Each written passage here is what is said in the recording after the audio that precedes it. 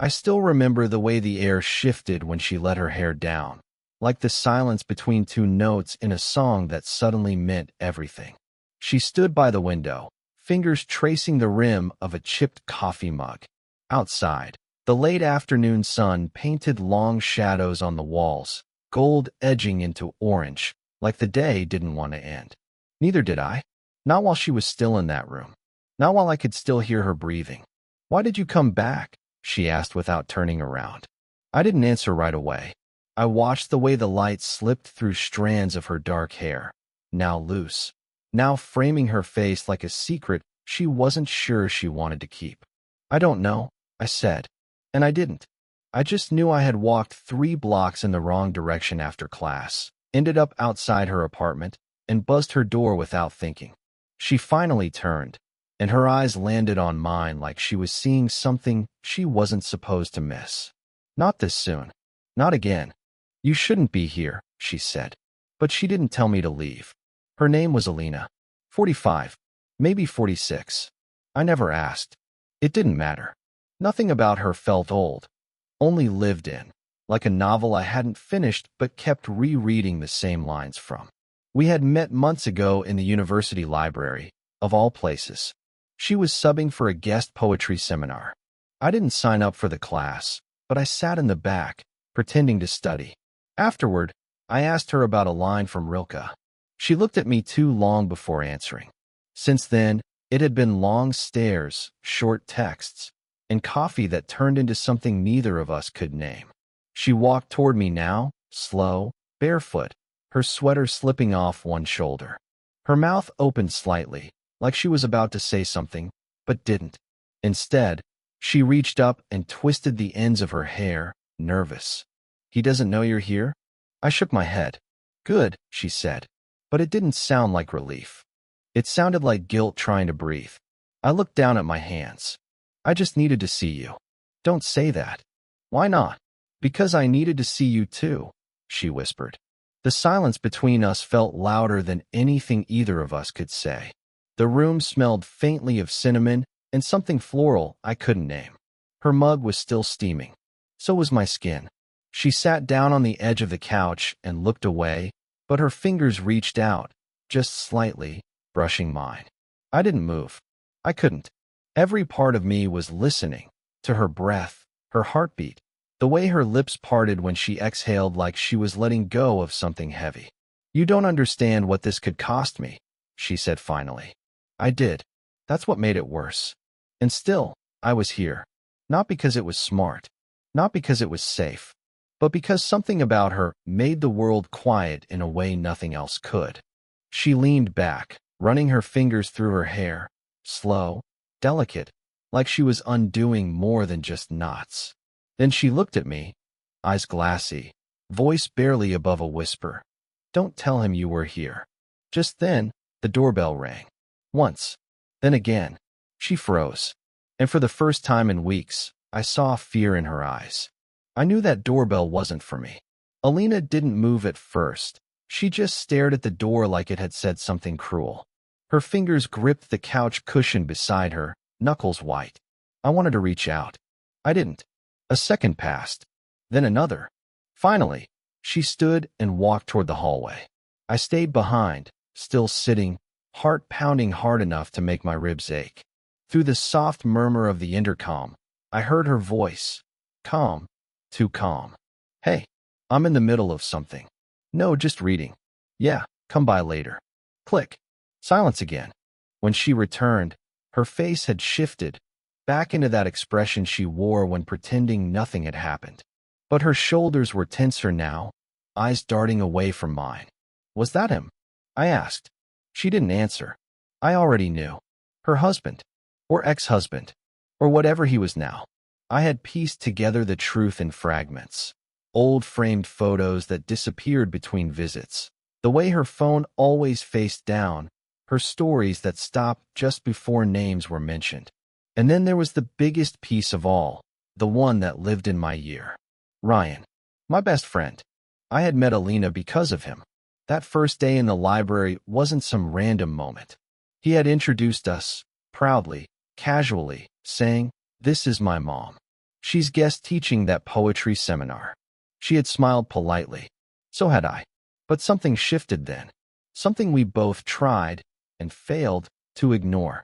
Now I was here, watching her brush her hair off her neck like she didn't feel the heat in the room building between us. You shouldn't come like this anymore, she said softly. I know. It's not fair to you. I don't care. She looked up sharply. You should care. I try. I do. I leaned forward, elbows on my knees. But when I'm not here, I'm just waiting to be. That made her pause. She looked at me like I was breaking something she had spent years trying to keep intact. I'm too old for this, she whispered, half to herself. You're not. I'm too tired then. I nodded, biting the inside of my cheek. Do you think about that day at the lake? A flicker crossed her face. Of course she did. You wore that blue dress, I said. You laughed at my stupid jokes. You let me touch your wrist for no reason. I remember, she said, eyes softening. And just like that, we were back there, by the water, the heat between us unspoken, electric. That was the first time I had wanted to kiss her and didn't. She'd told me, not yet, and I had waited. Still was. Now, without thinking, I reached out and brushed my fingers against hers. She didn't pull away. Her hand turned, slowly, into mine. We didn't speak. We didn't need to. The room felt too quiet again, but this time, not from fear. From everything we weren't saying. She didn't let go of my hand. Not at first. But the moment my thumb moved, just slightly, tracing her skin, her fingers slipped away like the contact had burned her. Alina, she stood suddenly. I can't. Not today. The room was too quiet again. My mouth opened, then closed. I didn't know whether to stand to, or pretend nothing just happened. I shouldn't have let you in, she said, voice tight, like she was holding back something raw. He's been calling more. Ryan, too. That name. It hit like a slap. I looked away. You told me you were done with him. I thought I was, she snapped. Then quieter. I thought I was strong enough. Her pacing started, small circles around the living room, arms folded, sweater falling lower down one shoulder. He came by yesterday, she muttered. Ryan. She nodded. Dropped off an old camera he borrowed. Stayed for tea. Sat right there on that couch. She pointed. Right where I was now. My breath caught. He asked about you, she added. I stood up, too fast. What did you say? I lied, she said without hesitation. I said I hadn't seen you since winter. A beat passed. Did he believe you? She hesitated. I don't know. Everything in my chest twisted. This was real now. Tangled. A web of someone else's trust, and we were both stuck in it. I should go, I said. No, her voice broke. She stepped toward me. Her eyes were glossier now. Not with tears, but with something heavier. You can't keep showing up, she whispered. And I can't keep letting you in. So stop me. She didn't. Her gaze dropped to my mouth. Mine to hers. The distance between us evaporated. I could smell her skin, lavender, and something old and warm, like sun on wood. I leaned in. She didn't move. Our lips were a breath apart. Her hands reached up, paused at my chest, and then the front door handle rattled. We froze. A key turned. Alina, a voice called. Male. Casual. She pulled away like I'd burned her. Closet, she whispered, panic in her eyes. Now. I didn't ask questions. I ducked into the narrow hallway closet, heart slamming. The door clicked shut just as footsteps entered the apartment. Thought I'd surprise you, the voice said. Brought your favorite, those sour lemon pastries. Ryan, she replied, too brightly. You shouldn't have. From behind the slats, I watched as my best friend walked into the living room, dropping a pastry bag on the table. I couldn't breathe. He sat down on the same couch where her hand had just been in mine. I've been thinking, he said. You and I, we need to talk about something. Her voice caught. About what? You and that poetry kid. My pulse spiked. What about him, she asked. Ryan stared at her. Long suspicious. I think he likes you. I pressed my forehead against the inside of the closet door, breath shallow, pulse ragged. On the other side, my best friend was still talking. Laughing. too casually. The kind of laugh that comes with suspicion. She always talks different when he's around, Ryan said. Like she's? I don't know. Lighter. Alina didn't answer. I mean, I don't blame him. You're beautiful. You're you. There was a long silence. Then Alina's voice, soft. Don't do that. Do what? Blur lines. He exhaled hard, frustrated. I'm not stupid, Mom. That word cracked the air in my lungs. I've seen the way he looks at you. The way you let him. Don't lie to me. His voice wasn't playful anymore. It had weight now. Anger behind it. Hurt. I haven't, she started. I know something's going on. I shifted slightly in the closet. A floorboard creaked under my foot. Not loud, but not quiet either. Ryan looked toward the hallway. Alina stood quickly. Enough. You came here to drop something off. Now go. He stared at her, jaw clenched. You're hiding something. Leave, Ryan. A beat. Then the sound of his keys jangling. A muttered curse. The door opening. And then closing. I waited 5 full seconds before I opened the closet door. She was standing with her back to me, arms around her chest like she was holding herself together. Alina, she spun around. You heard all of it? I nodded. She covered her face with one hand. God, I'm sorry. I shouldn't have come today. No, she said. I shouldn't have let you. Her voice cracked. I keep thinking I can control this, whatever this is, but I can't. And now he knows. My own son. He looked me in the eye and knew. I stepped forward, slowly. So what happens now? I don't know. She looked at me, really looked this time. What do you want to happen? It was a dangerous question. She knew that. So did I? I closed the distance between us. I want to stop pretending this is something I imagined. She stared at me, trembling slightly. I think about you constantly, I said. Not in some stupid fantasy way. Just in the way where everything else feels smaller now. Quieter. She swallowed. Hard. Say something, I whispered. I dream about you, she said. And then I wake up and feel guilty for the whole day. My throat tightened. She stepped closer. Her voice was raw now. I'm terrified of what this could destroy, but I'm more terrified of you walking away. I reached up, touched her cheek. She leaned into it, eyes closing for half a second. And then, footsteps in the hallway again. A knock at the door. Louder this time. Urgent. Her eyes snapped open. The knocking came again. Open up, Ryan's voice said, harder now. I forgot my phone. We didn't move. She didn't let go of my hand. Not this time. The knock came again. Harder. Mom, I know you're in there. Open the door. Alina stepped back like she'd been slapped. Her hand slipped from mine. Her voice dropped to a whisper. Go to the bedroom. Closet. Anywhere. But I didn't move. Something in me had snapped. Maybe it's time he knows. She stared at me, wide-eyed. You don't understand what that would do. I do. I stepped closer.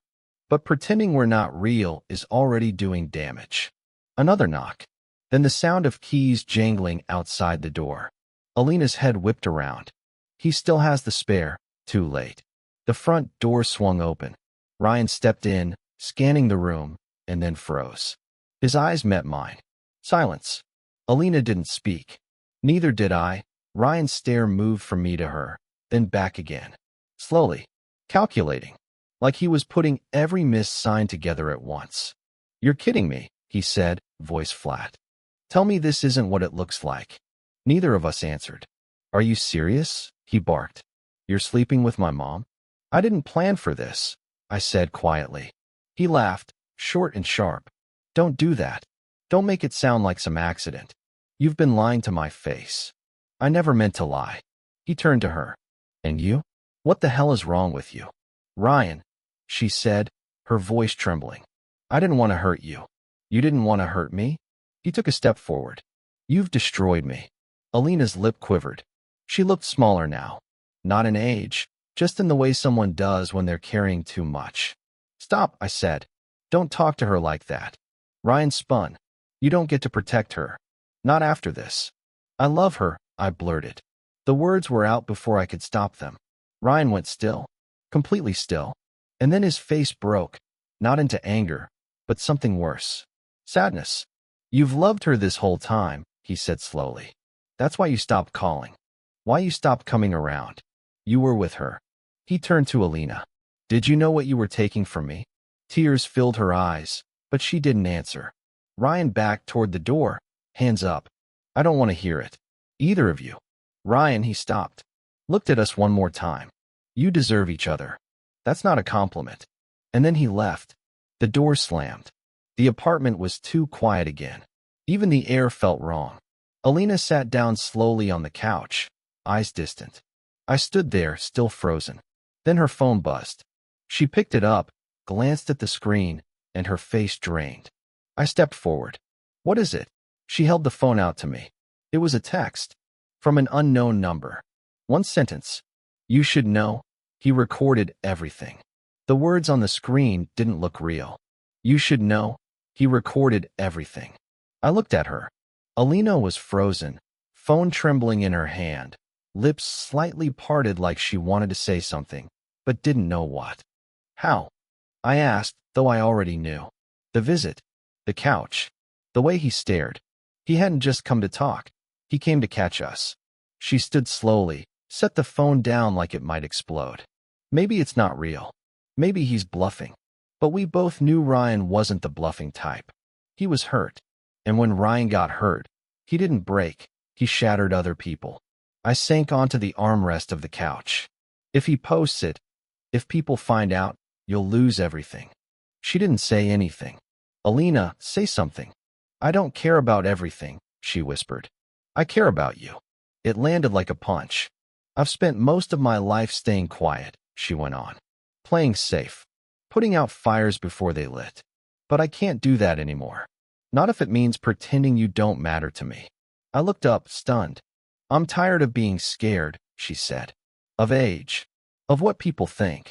Of what I've ruined. I crossed the room slowly. She didn't step back. I'm scared too, I said. Of losing Ryan. Of the fallout. But none of that changes this. I reached out, touched her hand. She held it this time like she needed it to stay upright. I love you, I said again, quieter now. And I'm not sorry for that. Even if I should be. Tears slipped down her cheek, and she didn't bother to wipe them away. I love you too. The room went still. Then she asked the question neither of us had wanted to face. What do we do now? I didn't have an answer. Maybe we go public. Maybe we hide. Maybe we break apart to keep others from breaking. But something in me had shifted. I didn't want to be in the shadows anymore. I'll talk to him, I said. I'll take the hit. If he has the video, he'll use it anyway. At least let it be my mess to own. Her eyes widened. You'd do that for me. I'd do that for us.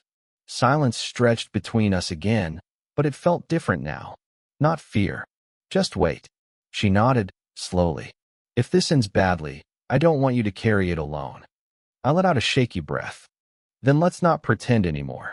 We stood there, inches apart, not needing to kiss or run or hide. Just being honest. For once. Outside, the sun had gone down. Inside, we were still standing, exposed, bruised, but together. And somewhere, a decision had been made. It didn't go viral. The video, I mean. Ryan never posted it. He sent it to me instead, just a short clip. Grainy audio, muted words, the kind of footage that wouldn't go far, but would go deep if it ever did. He didn't say anything in the message. No threats. No demands. Just, this is what you chose. And maybe that was the worst part. Not rage. Not chaos. Disappointment. I didn't reply. Neither did Alina. She just stared at the video, then quietly deleted it. He's letting us go, she said. Not forgiving. Just stepping away. And that's exactly what happened. Ryan stopped calling. Stopped texting. He unfollowed me. Blocked me from everything that had once felt like home. I walked by him once on campus weeks later. He looked through me like I was no one. And maybe, to him now, I was. Some things broke quietly. No crash. Just silence. As for Alina and me, we didn't disappear. We got quieter. Calmer. We found different rhythms. I stopped sneaking in. She stopped pretending we were temporary. We started walking together in public, early, when no one would notice. We stopped living in whispers. There were still looks. Still questions. Her colleagues noticed. I lost a few friends. She lost a lot more. But no one left who mattered. Because what we had wasn't a fling, wasn't a mistake. It was slow, it was messy, it was flawed, but it was real. She'd lean on the balcony in the mornings, sipping black coffee, her hair pulled up, until I said something that made her laugh, and she'd let it fall again, like the first day. And I'd watch her like it was still the first time. I started writing more. Not poems, letters. I never sent them. But she knew. She'd find them half-finished in my backpack and smile without reading. We never pretended things were easy. Just worth it. One night, she asked me, "Do you regret any of it?" And I said, "Only that we spent so long pretending we shouldn't." She reached for my hand like it was the only answer she needed. There's no perfect ending here. No big romantic gesture. No music swelling at the right time. Just us, flawed, figuring it out, walking the line between what we lost and what we've chosen. But I'll say this. She still lets her hair down when I come over. And every time she does, I remember that first day. And every time, I still stay. Did you enjoy the story? What kind of stories would you like to hear next?